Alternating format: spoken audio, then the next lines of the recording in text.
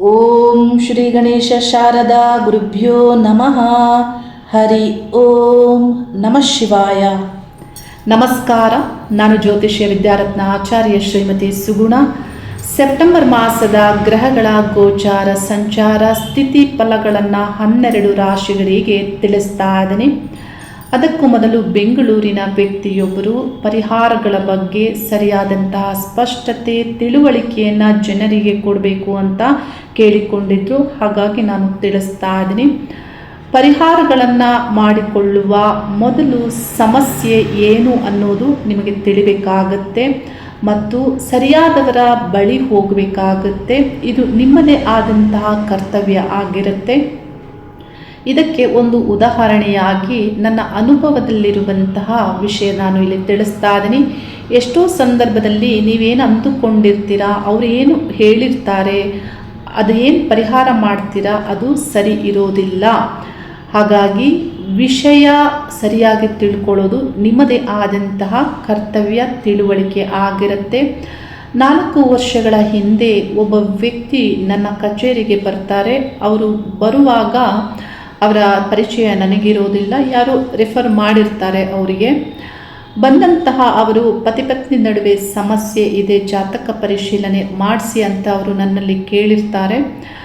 ಆಗ ನಾನು ಪರಿಶೀಲಿಸಿ ದೋಷಗಳು ಏನಿದೆ, ಯಾವ ದಶಾಭುಕ್ತಿ ನಡೀತಾ ಇದೆ, ಏನು ಮಾಡಬೇಕು ಅನ್ನುವಂತಹ ವಿಷಯಗಳನ್ನು ಅವರಿಗೆ ಬರೆದು ಕೊಟ್ಟಿರ್ತೇನೆ. ಆಗಲೇ ಅವರಿಗೆ ಒಂದು ಸ್ಪಷ್ಟ ಆಗುತ್ತೆ, ನಾನು ಇದಕ್ಕೂ ಮೀರಿದ ವಿಷಯಗಳನ್ನು ತಿಳಿಸ್ತೇನೆ, ನೋಡ್ತೇನೆ, ನನ್ನಿಂದ ತಿಳಿಬಹುದು ಅನ್ನೋದು ಅವರಿಗೆ ಅರ್ಥ ಆಗುತ್ತೆ. ಬೆಳಿಗ್ಗೆ 10 ಗಂಟೆಯಿಂದ 11 ಗಂಟೆ ಒಳಗಡೆ ಅವರು ಬಂದಿರ್ತಾರೆ. ಅವರೇನು ಮಾಡ್ತಾರೆ, ಮತ್ತೆ ಸಿಟಿಗೆ ಹೋಗಿ ಫಲಪುಷ್ಪ ತಾಂಬೂಲ ಸಹಿತವಾಗಿ ಅವರು ನನ್ನ ಕಚೇರಿಗೆ ಬರ್ತಾರೆ. ಬರುವಾಗ ಕನಕಾಂಬರ ಹೂವನ್ನು ಹೆಚ್ಚಾಗಿ ತಂದಿರ್ತಾರೆ. ಅವ್ರು ಏನು ತಿಳಿಸ್ತಾರೆ ಅಂದರೆ, ಅವರ ಸರೌಂಡಿಂಗ್ ನೆಗೆಟಿವ್ ಎನರ್ಜಿ, ಪ್ರೇತ ಪಿಶಾಚ ಆ ಸಂಬಂಧಪಟ್ಟಂತೆ ನನಗೇನೋ ಅನ್ನಿಸುತ್ತೆ, ನನ್ನ ಹಿಂದೆ ಅದು ಓಡಾಡುತ್ತೆ, ನನಗೆ ಭಯ ಆಗ್ತಾ ಇರುತ್ತೆ ಅಂತ ಹೇಳ್ತಾರೆ. ಇದು ಹೇಗೆ ತಿಳಿಯಿತು ನಿಮಗೆ ಅಂತ ಕೇಳಿದರೆ, ಅವ್ರು ಹೇಳ್ತಾರೆ, ಮಲಗುವಾಗ ರಾತ್ರಿಯಲ್ಲಿ ಕಿಟಕಿಯ ಒಂದು ಭಾಗದಲ್ಲಿ ಅಥವಾ ಹಗಲಿನ ಸಂದರ್ಭದಲ್ಲಿ ಹೆಚ್ಚು ಅವರಿಗೆ ಅವರು ತಿಳಿಸಿದಂತೆ ಕಾಣಿಸೋದಿಲ್ಲ. ರಾತ್ರಿ ಅವರು ತಿಳಿಸ್ತಾರೆ, ಕಪ್ಪು ಹೊಗೆಯ ಒಂದು ರೂಪದಲ್ಲಿ ಅಸ್ಪಷ್ಟವಾಗಿ ಕೆಲವು ಆಕಾರ ನನಗೆ ಕಾಣಿಸುತ್ತೆ ಅನ್ನೋದನ್ನು ತಿಳಿಸ್ತಾರೆ. ರಾತ್ರಿ ನಿದ್ರೆ ಬರಲ್ಲ, ಭಯ ಆಗುತ್ತೆ ಅನ್ನೋದನ್ನು ಅವರು ತಿಳಿಸ್ತಾರೆ. ನೋಡಿ, ಇವರು ಹೀಗೆ ಹೇಳುವಾಗ ನಾವೇನು ಅಂದುಕೊಳ್ಬೇಕು, ನಿಜವೇನು ಅಂತ ಅಂದುಕೊಳ್ಬೇಕು. ಆದರೆ ನಾನು ಪ್ರಾರ್ಥನೆಗೆ ಮುಂದಾಗ್ತೇನೆ. ನನ್ನ ದೇಹವನ್ನು, ಜೀವನವನ್ನು ಮತ್ತು ಮನಸ್ಸನ್ನು ಯಾರು ಉಪಚರಿಸ್ತಾರೆ, ಯಾವ ಶಕ್ತಿಗಳು ನಿಯಂತ್ರಿಸುತ್ತೆ, ಆ ಒಂದು ಶಕ್ತಿಗಳ ಪ್ರಾರ್ಥನೆಗೆ ನಾನು ಮುಂದಾಗ್ತೇನೆ. ನನ್ನ ದೈವಿಕವಾದಂತಹ ದೃಷ್ಟಿಗೆ ನನಗೆ ಕಾಣಿಸುವಂಥದ್ದು ಅವರ ಹಿಂದೆ ಜಗನ್ಮಾತೆಯಾದಂತಹ ಚಾಮುಂಡೇಶ್ವರಿಯ ರೂಪ ಕಾಣಕ್ಕೆ ಆರಂಭ ಆಗುತ್ತೆ. ಆಗ ನಾನು ಕಣ್ಣನ್ನು ತೆರೆದು ಅವರಿಗೆ ನಾನು ತಿಳಿಸ್ತೇನೆ, ನಿಮಗೆ ಈ ಥರ ಅನ್ನಿಸ್ತಾ ಇದೆ ಅಂತ ತಿಳಿಸಿದರೆ, ಆದರೆ ನಿಮ್ಮ ಹಿಂದೆ ಬೇರೆಯದೇ ವಿಷಯ ಕಾಣಿಸ್ತಾ ಇದೆ, ನನಗೆ ಸ್ವಲ್ಪ ಮಟ್ಟಿಗೆ ಕೋಪನೂ ಬರುತ್ತೆ. ಇವರು ಹೇಳಿದ್ದಕ್ಕೂ ಇಲ್ಲಿ ಕಾಣುವುದಕ್ಕೂ ಏನು ಇಲ್ಲಿ ಬಹಳ ವ್ಯತ್ಯಾಸ ಇದೆಯಲ್ಲ ಅಂತ. ಆಗ ಅವರು ಕೆಲವು ಸೆಕೆಂಡ್ಸ್ ಯೋಚನೆ ಮಾಡಿ ಅವರು ಏನು ತಿಳಿಸ್ತಾರೆ ಅಂದರೆ, ಅವರ ಮನೆಯ ವಿಷಯವನ್ನು ತಿಳಿಸ್ಲಿಕ್ಕೆ ಮುಂದಾಗ್ತಾರೆ. ಅವರ ತಾಯಿ ಗ್ರೌಂಡ್ ಫ್ಲೋರಲ್ಲಿ ವಾಸ ಆಗಿರ್ತಾರೆ. ಅವರ ಜೀವನ ಬಹು ವರ್ಷಗಳಿಂದ ಹೇಗಿದೆ ಅಂತ ಹೇಳಿದರೆ, ಅವರು ಒಂದು ಹೊತ್ತು ದಿನದಲ್ಲಿ ಊಟ ಮಾಡ್ತಾರೆ, ಆಹಾರವನ್ನು ಅವರೇ ತಯಾರಿಸಿಕೊಳ್ತಾರೆ, ಇನ್ನೆಲ್ಲ ಕಾಲದಲ್ಲಿಯೂ ದೇವತಾ ಜಪದಲ್ಲಿ ಇರ್ತಾರೆ. ಅವರು ಒಂದು ಯಜ್ಞವನ್ನು ಮಾಡುವವರಂತೆ ಅವರು ಬದುಕ್ತಾ ಇರ್ತಾರೆ ಬಹಳ ವರ್ಷಗಳಿಂದ. ಇವರ ಅಪ್ಪನಿಗೂ ಮತ್ತು ಇವರ ತಾಯಿಗೂ ಬಹಳಷ್ಟು ಅಂತರವಿರುತ್ತೆ ಮತ್ತು ಸೊಸೆ ಮಗನ ಒಂದು ನಡುವೆಯೂ ಇಲ್ಲಿ ಇವರೊಂದಿಗೆ ಭಿನ್ನಾಭಿಪ್ರಾಯ ಇದ್ದ ಕಾರಣ ಇವರು ಫಸ್ಟ್ ಫ್ಲೋರಲ್ಲಿ ವಾಸ ಇರ್ತಾರೆ. ಅದಕ್ಕೆ ನಾನು ಅವ್ರಿಗೆ ಏನು ತಿಳಿಸ್ತೇನೆ ಅಂದರೆ, ಇದಕ್ಕೆ ಪರಿಹಾರ ನನ್ನಲ್ಲಿ ಇಲ್ಲ, ನೀವು ಪರಿಹಾರವನ್ನು ನಿಮ್ಮ ಮನೆಯಲ್ಲೇ ಮಾಡಿಕೊಳ್ಬೇಕು, ನಿಮ್ಮಿಂದಲೇ ಆಗಬೇಕು. ಅಂದರೆ ಹೇಗೆ ನೋಡಿ, ತಾಯಿಯನ್ನು ಗೌರವಿಸಿ ಅವರೇನು ಹೇಳ್ತಾರೆ ಅದನ್ನು ಕೇಳಿ ಅವರನ್ನು ಸಂತೋಷಕರವಾಗಿ ನೋಡಿಕೊಳ್ಳಿ ಮತ್ತು ಯಾವ ಎನರ್ಜಿ ಕ್ರಿಯೇಟ್ ಆಗಿದೆ ಅದರ ಪೂಜೆಯನ್ನು ಮಾಡಿ, ಮನೆ ದೇವರ ಪೂಜೆಯನ್ನು ಮಾಡಿ, ಆಚಾರ ವಿಚಾರಗಳನ್ನು ಸರಿಪಡಿಸಿಕೊಳ್ಳೋದ್ರಿಂದ ಇದಕ್ಕೆ ಇದೇ ಪರಿಹಾರ ನನ್ನಲ್ಲಿ ಇಲ್ಲ ಅನ್ನೋದನ್ನು ನಾನು ತಿಳಿಸ್ತೇನೆ. ಅವರ ತಾಯಿಯನ್ನು ಒಂದು 3 ವರ್ಷ ಆದ ನಂತರ ಮತ್ತೆ ನನ್ನ ಬಳಿ ಕರ್ಕೊಂಡು ಬರ್ತಾರೆ. ಆಗ ಅವರ ತಾಯಿಯನ್ನು ನಾನು ನೋಡುವಾಗ ಅವರು ಹೇಗಿರ್ತಾರೆ ಅಂದರೆ, ಈ ಜಡೆ ಏನಿರುತ್ತೆ, ಕೂದಲು ಅದೆಲ್ಲವೂ ಜಟೆಯ ಒಂದು ರೂಪದಲ್ಲಿ ಇರುತ್ತೆ. ಅಂದರೆ ಈ ಎಲ್ಲ ಕೂದಲು ಒಂದಾಗಿ ಇರುತ್ತೆ, ಅದನ್ನು ಬಿಡಿಸೋದಕ್ಕೆ ಆಗೋದಿಲ್ಲ. ಆ ಥರ ಉದ್ದವಾಗಿ ಇರುತ್ತೆ. ಆ ರೀತಿ ಅವರ ಕೂದಲಿರುತ್ತೆ. ಅಂದರೆ ನೀವು ಯೋಚಿಸಿ ಹೇಗೆ ಏನು ಇರಬಹುದು ಅನ್ನೋದನ್ನು ನೀವು ಇಲ್ಲಿ ಅರ್ಥ ಮಾಡ್ಕೊಳ್ಬೇಕಾಗುತ್ತೆ. ಈ ಒಂದು ಸಮಸ್ಯೆಗೆ ಪರಿಹಾರ ಅವರಿಂದಲೇ ಆಗಬೇಕಾಗುತ್ತೆ. ಅದನ್ನು ಅವ್ರು ಪಾಲನೆ ಮಾಡಬೇಕು. ನಾವೆಷ್ಟೇ ಏನೇ ಹೇಳಿದರೂ ಅದು 1 ದಿನ 2 ದಿನ ಆಗ್ಬೋದು. ಆನಂತರ ಅವರೇ ಅದನ್ನು ದಿನನಿತ್ಯ ಪಾಲನೆಯನ್ನು ಮಾಡಬೇಕಾಗುತ್ತೆ. ಇಲ್ಲಿ ಯಾಕೆ ಇದನ್ನು ನಾನು ತಿಳಿಸ್ತಾ ಇದ್ದೀನಿ ಅಂದರೆ, ಆ ವ್ಯಕ್ತಿ ಅಂದುಕೊಂಡದ್ದು ಬೇರೆ, ಅಲ್ಲಿರುವುದು ವಿಷಯಗಳೇ ಬೇರೆ. ಬೆಂಗಳೂರಿನ ಮೂಲದ ವ್ಯಕ್ತಿ, ಅವರ ಮಗನಿಗೆ ಸಮಸ್ಯೆ ಆಗುತ್ತೆ. 10ನೇ ತರಗತಿಯಲ್ಲಿ ಒಳ್ಳೆ ಅಂಕ ಪಡೀತಾರೆ. ಅವರು ಪ್ರಥಮ PUCಗೆ ಸೈನ್ಸ್ ಸಬ್ಜೆಕ್ಟನ್ನು ತೆಗೆದುಕೊಂಡು ನಾರಾಯಣ ಕಾಲೇಜ್ಗೆ ಜಾಯ್ನ್ ಆಗ್ತಾರೆ. ಕೆಲವು ತಿಂಗಳುಗಳ ಕಾಲ ಕಾಲೇಜ್ ಹೋಗ್ತಾರೆ. ಆ ನಂತರ ಕಾಲೇಜ್ ಹೋಗೋಕ್ಕೆ ಇಷ್ಟ ಇಲ್ಲ ಅಂತ ಅವರು ಹೇಳ್ತಾರೆ. ಅವರ ಮಗ ಭಯ ಆತಂಕಕ್ಕೆ ಒಳಗಾದಂತೆ ಏನಿರಬಹುದು ಅಂತ ಈ ಹುಡುಗನ ತಂದೆ ಅವ್ರೇನು ಮಾಡ್ತಾರೆ, ಜಯನಗರದ ಜ್ಯೋತಿಷಿ ಒಬ್ಬರ ಬಳಿ ಹೋಗ್ತಾರೆ. ಆ ಜ್ಯೋತಿಷಿಯು ಸಾಯಿಬಾಬಾ ಹೆಸರಿನಲ್ಲಿ ಅವರ ಒಂದು ಕೇಂದ್ರದ ಹೆಸರಿಟ್ಟುಕೊಂಡು ಅವರು ನಡೆಸ್ತಾ ಇರ್ತಾರೆ. ಅವರು ಮತ್ತಷ್ಟು ಭಯಗೊಳಿಸ್ತಾರೆ ಇವರಿಗೆ. ನಿಮ್ಮ ಮಗನಿಗೆ ಏನೋ ಆಗಿದೆ, ನೆಗೆಟಿವ್ ಎನರ್ಜಿ, ಪ್ರೇತ, ಪಿಶಾಚ ಈ ರೀತಿ ಎಲ್ಲ ಹೇಳಿ ಇದನ್ನು ಸರಿಪಡಿಸಬೇಕು ಅಂದರೆ ಕೇರಳದ ಒಂದು ದೇವಸ್ಥಾನದಲ್ಲಿ ಪ್ರಾಣಿ ಬಲಿಯನ್ನು ಕೊಡಬೇಕು, ಇಷ್ಟು ಹಣ ಆಗುತ್ತೆ ಅಂತ ಇವರಿಗೆ ಭಯಪಡಿಸಿ ಮತ್ತಷ್ಟು ಕೆಲವು ಆಮಿಷಗಳನ್ನು ಒಡ್ಡಿ ಈ ವ್ಯಕ್ತಿ ಹಣ ಕೊಡುವಂತೆ ಅವರು ಹಣವನ್ನು ತೆಗೆದುಕೊಳ್ತಾರೆ. ಎಷ್ಟು ಹಣ ಅಂದರೆ 4 ಲಕ್ಷ ರೂಪಾಯಿನ ಅವರು ತೆಗೆದುಕೊಳ್ತಾರೆ. ಆದರೆ ಆನಂತರ ಕೊಡುವಂಥದ್ದು ಒಂದು ಯಂತ್ರ ಮಾತ್ರ ಆಗಿರುತ್ತೆ. ಆದರೆ ಸಮಸ್ಯೆ ಸರಿ ಹೋಗೋದಿಲ್ಲ. ನೋಡಿ, ಯಾಕೆ ಇದನ್ನು ಹೇಳ್ತಾ ಇದ್ದೀನಿ ಅಂದರೆ, ನೀವು ಸರಿಯಾದವರ ಬಳಿ ಹೋಗುವುದು ಬಹಳ ಮುಖ್ಯ. ಪಾಪಿಗಳ ಬಳಿ ಹೋದರೆ ಪಾಪವೇ ಸಿಗುತ್ತೆ. ವಂಚಕರ ಬಳಿ ಹೋದರೆ ನಿಮಗೆ ವಂಚನೆಯೇ ಆಗುತ್ತೆ. ಹಣಭಕ್ಷಕರ ಬಳಿ ಹೋದರೆ ನಿಮ್ಮ ಹಣವೂ ಹೋಗುತ್ತೆ. ದೈವಿಕವಾದಂತಹ ವ್ಯಕ್ತಿಗಳ ಬಳಿ ಹೋದರೆ ನಿಮಗೆ ಅದುವೇ ಸಿಗುತ್ತೆ. ಇಲ್ಲಿ ಯಾಕೆ ಇದನ್ನು ಅರ್ಥ ಮಾಡ್ಕೋಬೇಕಂದ್ರೆ, ನೋಡಿ, ಒಂದು ಲೆಟರ್ ಒಂದು ಸ್ಥಳಕ್ಕೆ ಹೋಗಬೇಕು, ಒಂದು ಇನ್ಫಾರ್ಮೇಷನ್ ಒಂದು ಸ್ಥಳಕ್ಕೆ ಹೋಗಬೇಕಂದ್ರೆ ಪೋಸ್ಟ್ ಮ್ಯಾನ್ ಸರಿ ಇರಬೇಕಾಗುತ್ತೆ, ವಿಳಾಸ ಸರಿ ಇರಬೇಕಾಗುತ್ತೆ, ಮತ್ತು ವಿಷಯಗಳು ಸರಿ ಇರಬೇಕಾಗುತ್ತೆ. ಸಮಸ್ಯೆಗಳು ಬಗೆಹರಿಬೇಕು ಅಂದರೆ ನೀವು ರಾಂಗ್ ಪರ್ಸನ್ ಹತ್ರ ಹೋದರೆ ಎಲ್ಲಿ ಆ ಲೆಟರ್ ಹೋಗುತ್ತೆ, ಪೋಸ್ಟ್ ಮ್ಯಾನ್ ಸರಿ ಇಲ್ಲ ಅಂದರೆ, ಮತ್ತು ವಿಷಯಗಳೇ ಅಲ್ಲಿ ಯಾವ ಸಮಸ್ಯೆ ಅಂತಾನೆ ನೀವು ಸರಿಯಾಗಿ ಹಾಕಿಲ್ಲ ಅಂದರೆ ಅದು ದೇವತೆಯನ್ನು ಹೇಗೆ ರೀಚ್ ಆಗುತ್ತೆ, ಮತ್ತು ವಿಳಾಸ ರಾಂಗ್ ಇದ್ದರೆ ಅದೆಲ್ಲಿ ಹೋಗುತ್ತೆ, ಹೋಗಲ್ಲ. ಏನು ಸಮಸ್ಯೆಗಳು ಬಗೆಹರಿಯೋದಿಲ್ಲ. ಸರಿಯಾದವರ ಬಳಿ ಹೋಗುವುದು ಬಹಳ ಮುಖ್ಯವೇ ಆಗಿದೆ. ನಮ್ಮ ಆಗಮ ಶಾಸ್ತ್ರ ಪುರಾಣಗಳಲ್ಲಿ ಬಹಳಷ್ಟು ವಿಷಯಗಳನ್ನು ಪರಿಹಾರಗಳನ್ನು ತಿಳಿಸಲಾಗಿದೆ. ಯಾವ ಥರ ಪರಿಹಾರಗಳನ್ನು ಮಾಡಿಕೊಳ್ಬೇಕು, ರಕ್ಷಾ ಹೋಮಗಳನ್ನು ತಿಳಿಸ್ತಾರೆ.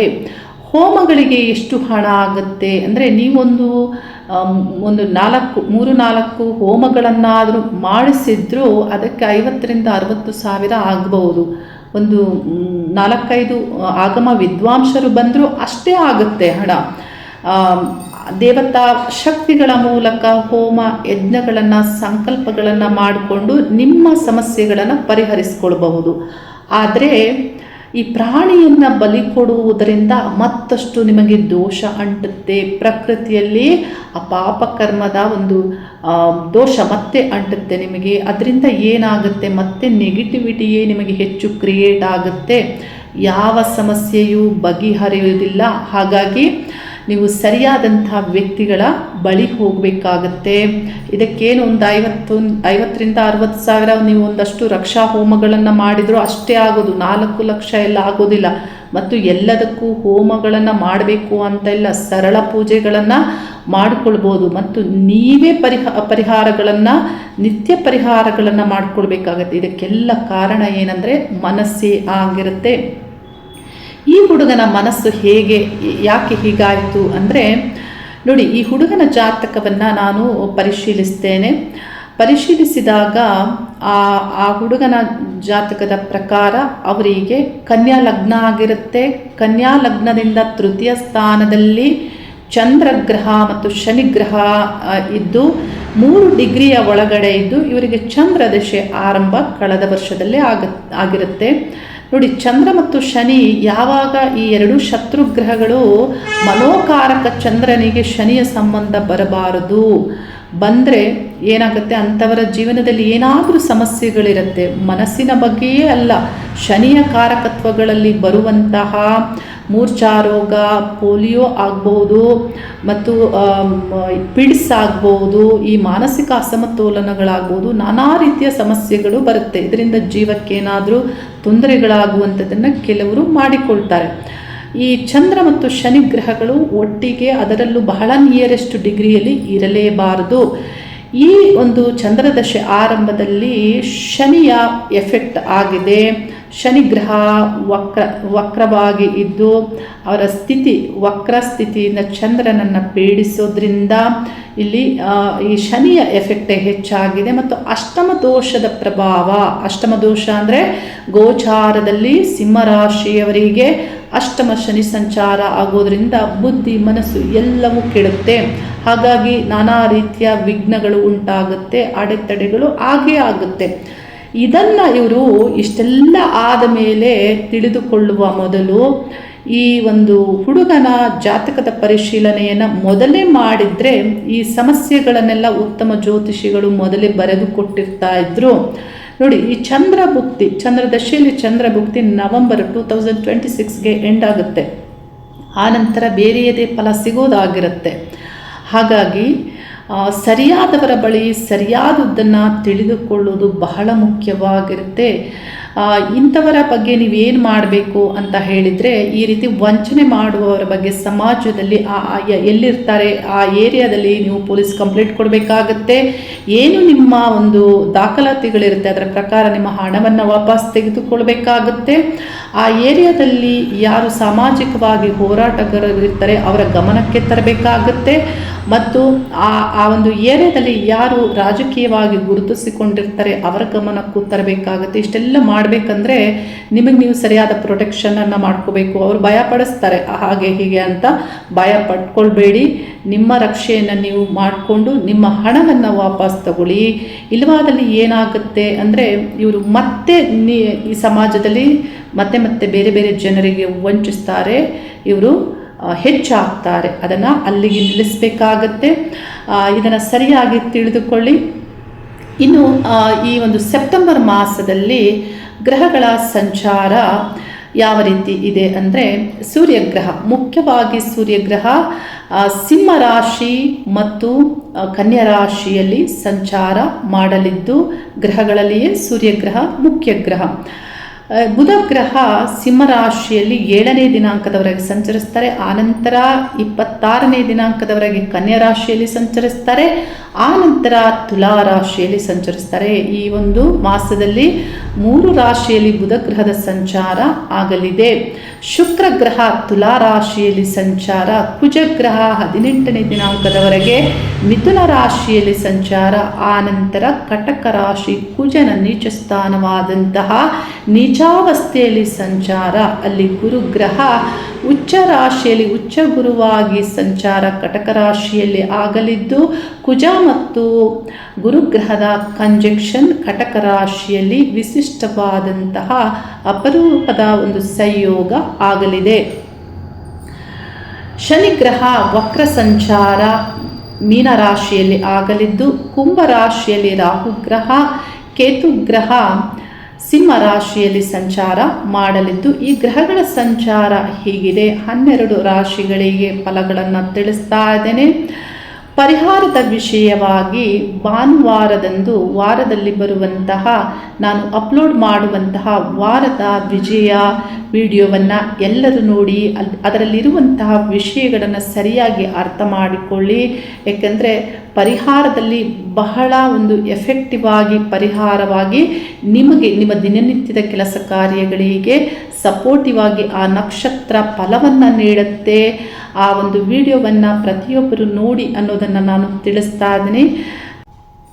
ಕಟಕ ರಾಶಿಯವರಿಗೆ ಸೆಪ್ಟೆಂಬರ್ ಮಾಸದಲ್ಲಿ ಈಗಾಗಲೇ ರಾಶಿಯಲ್ಲಿ ಉಚ್ಚ ಗುರುವಿನ ಸಂಚಾರ ಆಗ್ತಾ ಇದ್ದು, ಕುಜಗ್ರಹ ನಿಮ್ಮ ರಾಶಿಯನ್ನ ಸೆಪ್ಟೆಂಬರ್ ಮಾಸದಲ್ಲಿ ಪ್ರವೇಶ ಮಾಡಲಿದ್ದು, ಕುಜನಿಗೆ ನಿಮ್ಮ ರಾಶಿ ನೀಚ ಸ್ಥಾನವೂ ಆಗಿರೋದ್ರಿಂದ ನೀಚ ಕುಜಗ್ರಹ ಉಚ್ಚ ಗುರುಗ್ರಹ ಈ ಎರಡೂ ಗ್ರಹಗಳ ಅಪರೂಪವಾದಂತಹ ವಿಶಿಷ್ಟವಾದಂತಹ ಸಂಯೋಗ ನಿಮ್ಮ ರಾಶಿಯಲ್ಲಿ ಈ ಮಾಸದಲ್ಲಿ ಆಗ್ತಾ ಇದ್ದು, 12 ವರ್ಷಗಳಿಗೊಮ್ಮೆ ಕಟಕ ರಾಶಿಯಲ್ಲಿ ನೀಚ ಕುಜಗ್ರಹ ಉಚ್ಚ ಗುರುಗ್ರಹದ ಸಂಯೋಗ ಆಗ್ತಾ ಇದ್ದು, ಈ ಎರಡು ಗ್ರಹಗಳ ಪ್ರಭಾವ ನಿಮಗೆ ಯಾವ ಫಲವನ್ನ ನೀಡುತ್ತೆ? ಇದಕ್ಕೂ ಮೊದಲು ಪ್ರಾರಂಭದ 18 ದಿನಗಳ ಕಾಲ ನಿಮ್ಮ ರಾಶಿಯಿಂದ 12ನೇ ಸ್ಥಾನದಲ್ಲಿ ಕುಜಗ್ರಹದ ಸಂಚಾರ ಆಗ್ತಾ ಇರೋದ್ರಿಂದ, ಕುಜಗ್ರಹ ನಿಮಗೆ ಪಂಚಮಾಧಿಪತಿ ಮತ್ತು ದಶಮಾಧಿಪತಿಯು ಆಗಿರೋದ್ರಿಂದ ಕರ್ಮಸ್ಥಾನಾಧಿಪತಿಯಾಗಿ ಕುಜಗ್ರಹ 12ನೇ ಸ್ಥಾನದಲ್ಲಿ ಸಂಚರಿಸುವಾಗ ಯಾಕೋ ಏನೋ ನಿಮ್ಮ ಕೆಲಸ ಕಾರ್ಯಗಳು ನಡೀತಾ ಇರೋದಿಲ್ಲ, ವಿಘ್ನಗಳಾಗ್ತಾ ಇರುತ್ತೆ, ವಿಪರೀತವಾದಂತಹ ಒತ್ತಡಗಳು ಇರುವಂತೆ ಅನ್ನಿಸುತ್ತೆ. ನಿಮಗೆ ನಿಮ್ಮ ಕೆಲಸ ಕಾರ್ಯಗಳಲ್ಲಿ ಸಮಸ್ಯೆಗಳು ಆಗ್ತಾ ಇರುತ್ತೆ. ಆದರೆ ಪ್ರಯಾಣ ಸಂಬಂಧಪಟ್ಟಂತೆ ಕುಜಗ್ರಹ ನಿಮಗೆ ಇಲ್ಲಿ ಪ್ರಭಾವವನ್ನು ಮಾಡಲಿದ್ದು, ನಿಮಗೆ ಆಂತರಿಕವಾದಂತಹ ನೆಮ್ಮದಿಯನ್ನ ಪಡೆದುಕೊಳ್ಳಬೇಕು ಅನ್ನುವಂತಹ ಪ್ರಯತ್ನದಲ್ಲಿ ಇರ್ತೀರಾ. ಕುಜಗ್ರಹ ಪ್ರಯಾಣ ಮತ್ತು ಹೊರಗಿನ ವಿಷಯಗಳಿಗೆ ಹೊರಗಿಂದ ಆಗಬಹುದಾದಂತಹ ಅಡೆತಡೆಗಳನ್ನು ಸರಿಪಡಿಸಿಕೊಳ್ಳುವುದಕ್ಕೆ ನಿಮಗೆ ಸ್ಟ್ರೆಂತನ್ನು ಇಲ್ಲಿ ಕುಜ ಪ್ರಭಾವವನ್ನು ಮಾಡ್ತಾ ಇದ್ದು, ರಾಶಿಯನ್ನ ಪ್ರವೇಶಿಸುವಂತಹ ಕುಜಗ್ರಹ ನೀಚ ಭಂಗ ಆಗೋದ್ರಿಂದ, ಉಚ್ಚ ಗುರುವಿನೊಂದಿಗೆ ನೀಚ ಭಂಗ ಆಗೋದ್ರಿಂದ ಯಾವ ಫಲಗಳ ಪ್ರಭಾವವನ್ನು ಮಾಡ್ತಾರೆ ಅಂದರೆ, ಮುಖ್ಯವಾಗಿ ನಿಮ್ಮ ಯಾವುದೇ ಒಂದು ಬಹುದಿನಗಳ ಸಮಸ್ಯೆಗಳಿದ್ದರೆ ಅವುಗಳನ್ನು ಪರಿಹರಿಸಿಕೊಳ್ಳುವುದಕ್ಕೆ ಇಲ್ಲಿ ಪ್ರಭಾವ ಆಗುತ್ತೆ. ಉದ್ಯೋಗ ಆಗಬಹುದು, ಮನೆಯ ವಿಷಯಗಳು ಆಗಬಹುದು, ಯಾವುದೇ ವಿಷಯಗಳಿದ್ದರೂ ಅವುಗಳನ್ನು ಪರಿಹರಿಸಿಕೊಳ್ಳುವಂತಹ ಪ್ರಭಾವ ಆಗುತ್ತೆ ನೀಚ ಕುಜನ ಪ್ರಭಾವ. ಮತ್ತು ನಿಮ್ಮ ಉದ್ಯೋಗದಲ್ಲಿ ಪ್ರಗತಿಯನ್ನ ಹೊಂದುವಂತೆ ನೀವೇನಾದರೂ ಸ್ಥಾನಮಾನ ಗೌರವಕ್ಕಾಗಿ ಪ್ರಯತ್ನಿಸ್ತಾ ಇದ್ದರೆ ನಿಮಗೆ ಇಲ್ಲಿ ಅದರ ಒಂದು ಪ್ರಭಾವ ಆಗುತ್ತೆ. ಸಪೋರ್ಟಿವ್ ಆಗಿ ಈ ಗ್ರಹಗಳು ಪ್ರಭಾವವನ್ನು ಮಾಡಲಿದ್ದು, ಇತರರ ಮೆಚ್ಚುಗೆಗೂ ಪಾತ್ರ ಆಗುವಂತೆ ಮತ್ತು ಉದ್ಯೋಗ ಅವಕಾಶಗಳು ನಿಮಗೆ ಬರುವಂತೆ ದಶಮಾಧಿಪತಿ ರಾಶಿಯಲ್ಲಿ ಸಂಚರಿಸುವಾಗ ನೀಚ ಭಂಗ ಆಗೋದ್ರಿಂದ ಅವಕಾಶಗಳು ಇಲ್ಲಿ ಬರುವಂತೆ ಮತ್ತು ನಿಮ್ಮ ವ್ಯಕ್ತಿತ್ವದ ಮೇಲೆಯೂ ಈ ಗ್ರಹಗಳ ಪ್ರಭಾವ ಆಗಲಿದ್ದು, ನಿಮಗೆ ಪ್ರಾರಂಭದಲ್ಲಿ ಶೀಘ್ರ ಕೋಪ ಬರುವಂತೆ ಮತ್ತು ಇದರಿಂದ ಗುರುವಿನ ಒಂದು ಸಂಯೋಗ ಇರೋದ್ರಿಂದ ಅದು ತಗ್ಗುವಂತೆ, ಅಂದರೆ ಬ್ಲೆಂಡ್ ಆಗುತ್ತೆ. ಇಲ್ಲಿ ಈ ಎರಡು ಗ್ರಹಗಳ ಸಂಯೋಗ ಅದು ತಗ್ಗುವಂತೆ ನೋಡಿ. ಏನಾದರೂ ನಡೆದುಕೊಳ್ಳುವಾಗ ಸಡನ್ ರಿಯಾಕ್ಷನ್ ಬೇರೆ, ಆಮೇಲೆ ನಿಮಗೆ ಅದು ಆಮೇಲೆ ನಿಮ್ಮ ಒಂದು ನಡವಳಿಕೆ ಬೇರೆ ಇರುತ್ತೆ. ಈ ರೀತಿ ಇಲ್ಲಿ ಪ್ರಭಾವಗಳು ಈ ಗ್ರಹಗಳಿಂದ ಆಗುವಂತೆ ಇರುತ್ತೆ. ಸರ್ಕಾರಿ ಉದ್ಯೋಗಸ್ಥರಿಗೆ ಆಗಬಹುದು, ಯಾವುದೇ ಉನ್ನತವಾದಂತಹ ಸ್ಥಾನದಲ್ಲಿ ಇರುವಂತಹ ವ್ಯಕ್ತಿಗಳಿಗೆ ಆಗಬಹುದು, ಹೆಚ್ಚಿನ ಸಮಸ್ಯೆಗಳಿಲ್ಲ.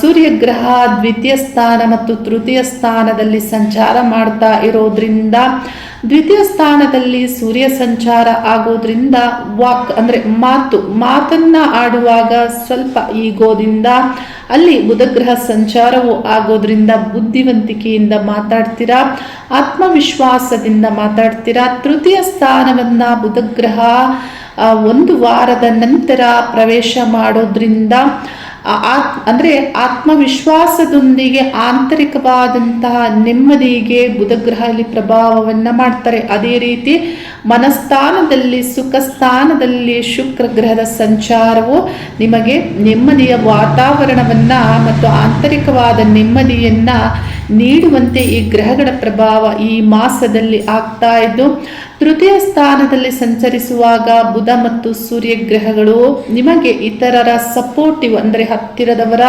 ಮಿತ್ರರ ಸಪೋರ್ಟಿವ್, ಉನ್ನತ ವ್ಯಕ್ತಿಗಳ ಸಪೋರ್ಟಿವ್ ಸಿಗುವಂತೆ ಈ ಗ್ರಹಗಳ ಪ್ರಭಾವ ಆಗ್ತಾ ಇದ್ದು, ಇನ್ನು ಖಾಸಗಿ ಕಂಪನಿಯಲ್ಲಿ ಕೆಲಸ ಮಾಡುವವರಿಗೂ ಇದೇ ರೀತಿ ಗ್ರಹಗಳು ಒಳ್ಳೆ ಪ್ರಭಾವವನ್ನು ಮಾಡಲಿದ್ದು, ನೀಚ ಭಂಗ ಆಗೋದ್ರಿಂದ ನೀವು ಒಳ್ಳೆಯ ಒಂದು ಅವಕಾಶಗಳಾಗ್ಬೋದು, ನಿಮ್ಮ ಸ್ಥಾನಮಾನ ಗೌರವ ಮೆಚ್ಚುಗೆಗೆ ಪಾತ್ರ ಆಗುವಂತಹ ಅವಕಾಶಗಳು ಸಂದರ್ಭಗಳು ನಿಮಗೆ ಬರುತ್ತೆ. ಸೇವಾ ವೃತ್ತಿಯನ್ನು ಮಾಡುವವರಿಗೂ ಬಹಳ ಹಾರ್ಡ್ ವರ್ಕ್ ಮಾಡುವಂತೆ, ಏಕೆಂದರೆ ಷಷ್ಠಾಧಿಪತಿ ಗುರುಗ್ರಹ ನಿಮ್ಮ ರಾಶಿಯಲ್ಲಿ ಸಂಚರಿಸ್ತಾ ಇರೋದ್ರಿಂದ ಸ್ವಂತ ಉದ್ಯೋಗವನ್ನ ಮಾಡುವಂತಹ ವ್ಯಾಪಾರ ವ್ಯವಹಾರ ಸಂಬಂಧಪಟ್ಟಂತೆ ನಿಮಗೆ ಹಣ ಬಂಡವಾಳ ಹೂಡಿಕೆಯಿಂದ ಲಾಭವೇ ಸಿಗುವಂತೆ ಶುಕ್ರ ಪ್ರಭಾವ ದಶಮವನ್ನ ಲಾಭಾಧಿಪತಿ ವೀಕ್ಷಣೆ ಮಾಡೋದ್ರಿಂದ ದೊರೆಯುತ್ತೆ. ಆದರೆ ಬಂಡವಾಳ ಹೂಡಿಕೆ ಮಾಡುವಾಗ ಎಚ್ಚರಿಕೆಗಳು ಇರಬೇಕಾಗತ್ತೆ. ಧನಸ್ಥಾನದಲ್ಲಿ ಕೇತು ಸಂಚಾರ ಆಗ್ತಾ ಇರೋದ್ರಿಂದ ಎಚ್ಚರಿಕೆಗಳನ್ನು ತೆಗೆದುಕೊಂಡು ಬಂಡವಾಳ ಹೂಡಿಕೆಯನ್ನ ಮಾಡಬೇಕಾಗತ್ತೆ, ಯಾವುದೇ ಶೇರ್ ಟ್ರೇಡ್ ಈ ಸಂಬಂಧಪಟ್ಟಂತೆ. ಇನ್ನು ಚತುರ್ಥ ಸ್ಥಾನದಲ್ಲಿ ಶುಕ್ರ ಗ್ರಹ ಸಂಚಾರ ಮಾಡ್ತಾ ಇರೋದ್ರಿಂದ ಶುಕ್ರ ಗ್ರಹ ಮುಖ್ಯವಾಗಿ ಯಾವೆಲ್ಲ ವಿಷಯಗಳ ಮೇಲೆ ಪ್ರಭಾವವನ್ನ ಮಾಡ್ತಾರೆ ನೋಡಿ. ಮನಶಾಂತಿ ದೊರೆಯುವಂತೆ, ಮನೆ ವಾತಾವರಣದಲ್ಲಿ ಬದಲಾವಣೆಗಳನ್ನು ಮಾಡಿಕೊಳ್ಳುವಂತೆ, ಹೊಸತನ ಅಂದರೆ ಹೊಸ ವಿಷಯಗಳನ್ನು ಅಳವಡಿಸಿಕೊಳ್ಳುವಂತೆ, ಮನೆಯನ್ನ ನೀವು ಸ್ವಚ್ಛವಾಗಿ ಅಲಂಕರಿಸುವಂತೆ ಇಲ್ಲಿ ಶುಕ್ರ ಪ್ರಭಾವ.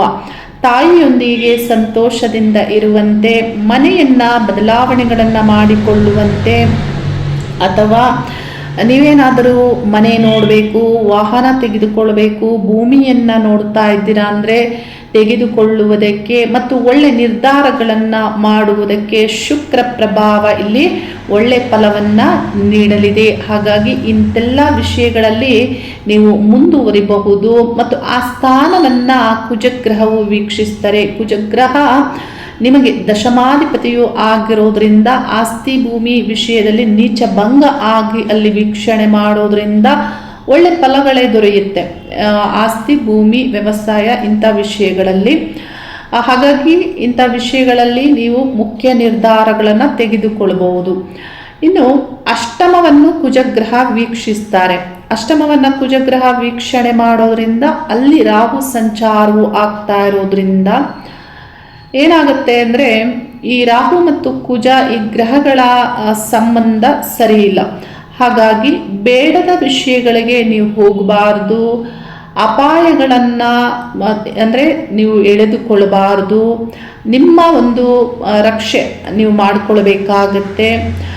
ಕೆಲವರು ಏನಾಗುತ್ತೆ ನೋಡಿ, ಕೆಲವು ಗಲಾಟೆಗಳಿಗೆ ಹೋಗಬಹುದು, ಇನ್ನು ಕೆಲವು ಒಂದು ಸಮಯವನ್ನು ಮತ್ತು ಯಾವುದನ್ನು ನಿರ್ಲಕ್ಷ್ಯ ಮಾಡಿ ನಿಮ್ಮ ಒಂದು ಬೇಜವಾಬ್ದಾರಿಯಿಂದ ನೀವು ನಡೆದುಕೊಳ್ಬಹುದು ಕೆಲಸ ಕಾರ್ಯಗಳಲ್ಲಿ, ನಿಮ್ಮ ದಿನದ ವಿಷಯಗಳಲ್ಲಿ. ಆದರೆ ಹೀಗೆ ಆಗಬಾರ್ದು, ನೀವು ಎಚ್ಚರಿಕೆಗಳಿಂದ ಇರಬೇಕಾಗತ್ತೆ. ಯಾಕಂದರೆ ಅಷ್ಟಮ ಕಷ್ಟ ನಷ್ಟ ಆಯುಸ್ಥಾನದಲ್ಲಿ ರಾಹು ಸಂಚಾರ ಆಗ್ತಾ ಇದ್ದು ಅಲ್ಲಿ ಕುಜನ ವೀಕ್ಷಣೆಯು ಆಗೋದ್ರಿಂದ ಎಚ್ಚರಿಕೆಗಳನ್ನು ತೆಗೆದುಕೊಳ್ಬೇಕಾಗತ್ತೆ ಪ್ರಯಾಣ ಮಾಡುವಾಗಲೂ. ಏಕೆಂದರೆ ಪ್ರಯಾಣ ಮಾಡುವಾಗ ಆರಂಭದ 18 ದಿನಗಳ ಕಾಲ ಕುಜ 12ನೇ ಸ್ಥಾನದಲ್ಲಿ ಇದ್ದು ದೂರ ಪ್ರಯಾಣದಲ್ಲಿ ಎಚ್ಚರಿಕೆಗಳನ್ನು ತೆಗೆದುಕೊಳ್ಳಿ. ಆ ಸ್ಥಾನವನ್ನು ರಾಹು ವೀಕ್ಷಣೆ ಮಾಡ್ತಾರೆ. ಹಾಗಾಗಿ ಇನ್ನು ವಿದ್ಯಾರ್ಥಿಗಳಿಗೆ ಪಂಚಮಾಧಿಪತಿಯಾದಂತಹ ಕುಜ ನೀಚಭಂಗ ಆಗೋದ್ರಿಂದ ಹೆಚ್ಚಿನ ಸಮಸ್ಯೆಗಳಿದೆ 1-2-3 ವಾರಗಳ ಕಾಲ. ಆನಂತರ ನೀವು ಸ್ವಲ್ಪ ನಿಮ್ಮನ್ನು ನೀವು ಡೆವಲಪ್ ಮಾಡಿಕೊಳ್ಳುವಂತೆ ಕುಜ ಪ್ರಭಾವ ಆಗಲಿದೆ. ಶನಿ 9ನೇ ಸ್ಥಾನದಲ್ಲಿ ವಕ್ರ ಸಂಚಾರ ಆಗ್ತಾ ಇದ್ದು ಆ ಸ್ಥಾನಾಧಿಪತಿ ರಾಶಿಯಲ್ಲಿ ಸಂಚರಿಸೋದ್ರಿಂದ ಅಡೆತಡೆಗಳ ನಂತರ ಡೆವಲಪ್ಮೆಂಟ್ ಇರುತ್ತೆ. ಅಂದರೆ ವಿದ್ಯಾರ್ಥಿಗಳಿಗೆ ಪತಿ ಪತ್ನಿ ಸಂಬಂಧಪಟ್ಟಂತೆ ಭಿನ್ನಾಭಿಪ್ರಾಯಗಳು ಇರುತ್ತೆ. ಏಕೆಂದರೆ ಗುರು ರಾಶಿಯಲ್ಲಿ ಸಂಚರಿಸಿದರೂ ಕೆಲವು ಒಂದು ಗೌರವದ ವಿಷಯದಲ್ಲಿ ಆಗ್ಬೋದು, ಕುಜಗ್ರಹ ರಾಶಿಯಲ್ಲಿ ಸಂಚರಿಸುವಾಗಲೂ ಕೆಲವು ಭಿನ್ನಾಭಿಪ್ರಾಯಗಳು ಆಗುವಂತೆ, ಪರಸ್ಪರ ಒಬ್ರಿಗೊಬ್ರು ಡಾಮಿನೇಟ್ ಮಾಡುವಂತೆ ಇಲ್ಲಿ ಪ್ರಭಾವ ಆಗುತ್ತೆ. ಹಾಗಾಗಿ ಸಂಗಾತಿಯೊಂದಿಗೆ ನಿಮ್ಮ ಸಂಬಂಧದಲ್ಲಿ ಈ ರೀತಿ ಭಿನ್ನಾಭಿಪ್ರಾಯಗಳು ಬಂದೇ ಬರುತ್ತೆ.